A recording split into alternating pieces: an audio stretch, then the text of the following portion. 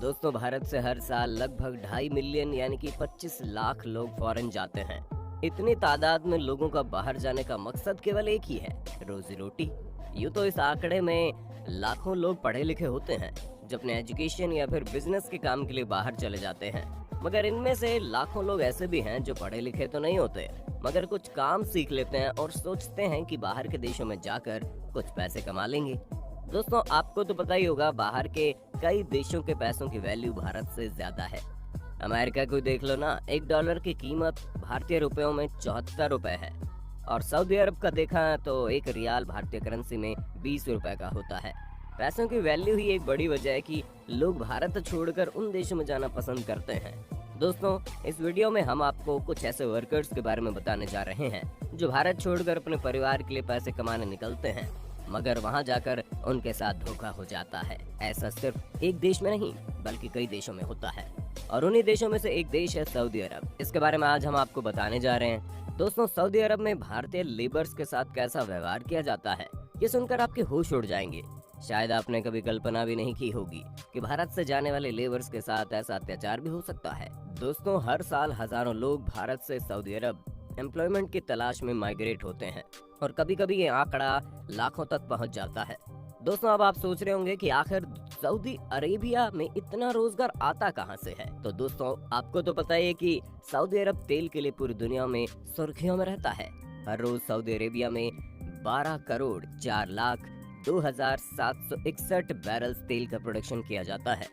अब सोचिए, इतने सारे तेल के प्रोडक्शन में कितने वर्कर्स की जरूरत पड़ती होगी। सऊदी अरेबिया के सारे अरेबियन लगभग अमीर हैं, जो लेबर का काम करना पसंद नहीं करते, इसलिए वे लोग ज्यादातर बाहर से वर्कर्स को बुलाते हैं और उन्हीं से छोटे छोटे काम करवाते हैं। बाहर के देश जैसे बांग्लादेश, भारत, नेपाल, पाकिस्तान, अफगानिस्तान, अफ्रीका, इन सभी देशों से हजारों वर्कर्स हर साल सऊदी अरब लेबर का काम करने जाते हैं। दोस्तों, कोई भी इंसान किसी दूसरे देश में ऐसे उठकर नहीं जा सकता, चाहे आप रोजगार की तलाश में ही क्यों ना जा रहे हो। जाने से पहले कई प्रोसीजर्स को फॉलो करना पड़ता है। दोस्तों, सऊदी अरब में काम पर ले जाने के लिए बहुत सारे स्पॉन्सर्स बनाए जाते हैं जो विभिन्न देशों में वर्कर को ढूंढ कर लाते हैं। अब जिन्हें सऊदी अरब जाना होता है वो स्पॉन्सर से मिलते हैं, जिसे अरबी में कफील कहते हैं। फिर उन्हें कॉन्ट्रैक्ट दिखाता है कि जिसमें कम से कम 2 लाख इनकम की गारंटी दी जाती है, और तो और वर्कर्स के लिए सारी फैसिलिटीज बताई जाती है, जैसे कि हफ्ते में 1 दिन का लीव, साल में 21 दिन की एक्स्ट्रा छुट्टी, दिन में सिर्फ 10 से 12 घंटे का काम, अच्छा घर, रहना, खान पान, और ये सब कुछ अरबी में लिखा होता है। कफील अन्य देशों में लोगों को उनके स्किल्स के हिसाब से काम दिलवाने का कॉन्ट्रैक्ट साइन करवाता है। जैसे ही अगर आपको पढ़ना लिखना आता है तो आपके लिए अलग काम, अगर आप ड्राइविंग कर लेते हैं तो उसके लिए ड्राइवरी का काम, और आपको पढ़ना लिखना नहीं आता तो आपके लिए लेबर का काम। दोस्तों, कुछ शर्तें होती है जो सऊदी अरब की ऑफिशियल सरकार द्वारा दी जाती हैं, और ये ऑफिशियल रूल्स हर देश में ह्यूमन राइट्स को मद्देनजर रखते हुए बनाए जाते हैं। रोजगार की तलाश में लोग जब इन कॉन्ट्रैक्ट्स को पढ़ते हैं तो सब कुछ बढ़िया लगता है और वे भरोसा करके चले जाते हैं, मगर वहां जाने के बाद मामला कुछ और ही दिखाई पड़ता है। सारी काया ही पलट जाती है। दोस्तों, वहां जाने के बाद सबसे पहले तो स्पॉन्सर गायब हो जाते हैं, फिर उनका पासपोर्ट भी छीन लिया जाता है। जब काम करने की बारी आती है तो पूछे मत क्या होता है। दोस्तों, आज हम आपको कुछ भारतीयों की कहानियां सुनाने जा रहे हैं जो सऊदी अरब से बड़ी मुश्किल से अपनी जान छुड़ाकर वापस आए। हम आपको उनकी आप बीती बताएंगे और सुनकर आप खुद समझ जाएंगे कि सऊदी अरब में भारतीयों के साथ कैसा व्यवहार किया जाता है। दोस्तों, ये है ज़ैनब बेगम। इनके साथ भी कुछ ऐसा ही हुआ, वहाँ धोखाधड़ी हो गई इनके साथ, मगर वहाँ जाने के बाद उनके साथ बहुत बड़ा धोखा हुआ। दोस्तों, वहाँ उनके साथ वर्कर्स के जैसा तो छोड़ दीजिए, इंसानों की तरह ट्रीट नहीं किया गया। ज़ैनब बताती है, वहाँ जाने के बाद उनके कफील ने उनके पासपोर्ट अपने पास जमा करवा लिए। फिर वहाँ उन्हें एक छोटे से कमरे में एक साथ कई लोगों के साथ रहने की जगह मिली। उन औरतों को बाहर जाने तक की इजाजत नहीं थी।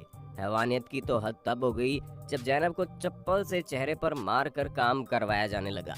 हाँ दोस्तों, दिन रात उनसे काम करवाने के बाद अगर कोई जरा सी चूक करता तो उन्हें मार पड़ती। जरा सोचिए, आज़ादी के इस दौर में कौन ऐसा करता है। मगर दोस्तों, वहाँ ऐसा सिर्फ ज़ैनब के साथ ही नहीं, बाकी मौजूद सभी लोगों के साथ ऐसा ही होता था। जब वे वहाँ से हटकर वापस अपने देश आना चाहती तो उनका कफील गायब हो जाता, उन्हें उनका पासपोर्ट ही नहीं मिलता। अब बिना पासपोर्ट के कोई आए भी तो कैसे।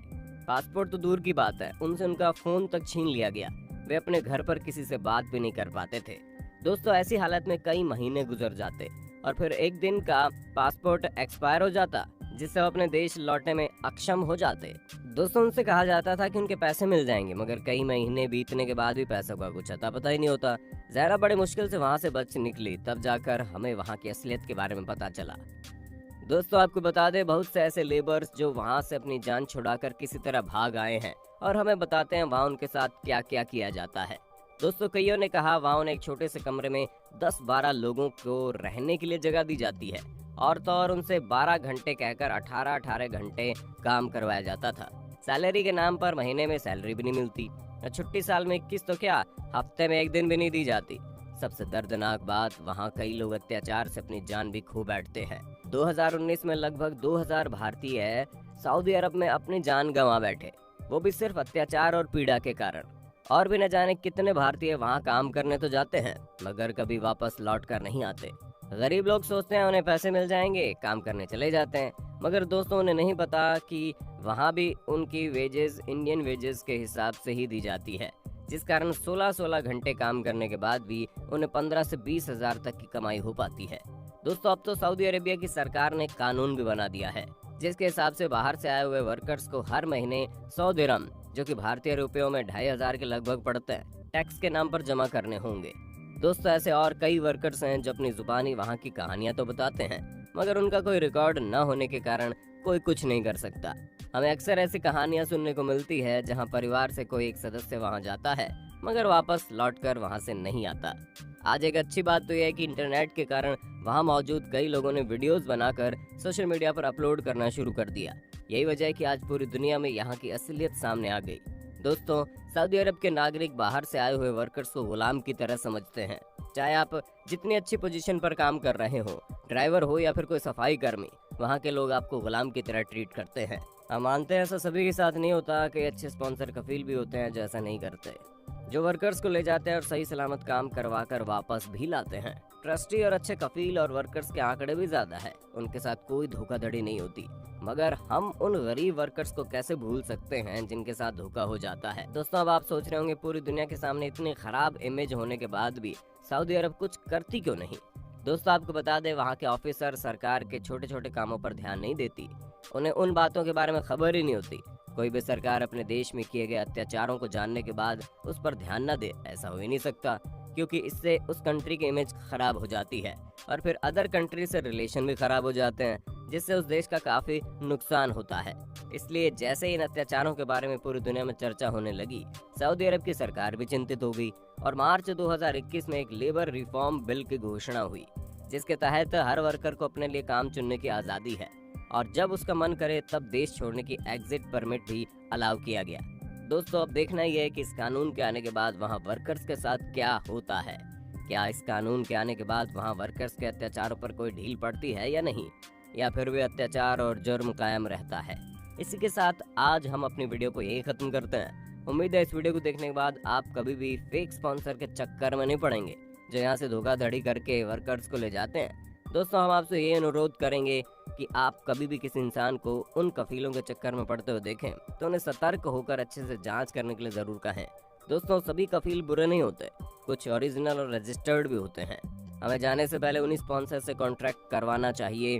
दोस्तों अगर आपको भी किसी भारतीय की कहानी के बारे में मालूम है जो सऊदी अरब के अत्याचार से पीड़ा से तंग आ चुका है, हमें जरूर बताइए ताकि हम उसे पूरी दुनिया के सामने ला सके। और जाने से पहले वीडियो को लाइक शेयर कर देना। फिर मिलेंगे अगले वीडियो में, तब तक के लिए अलविदा।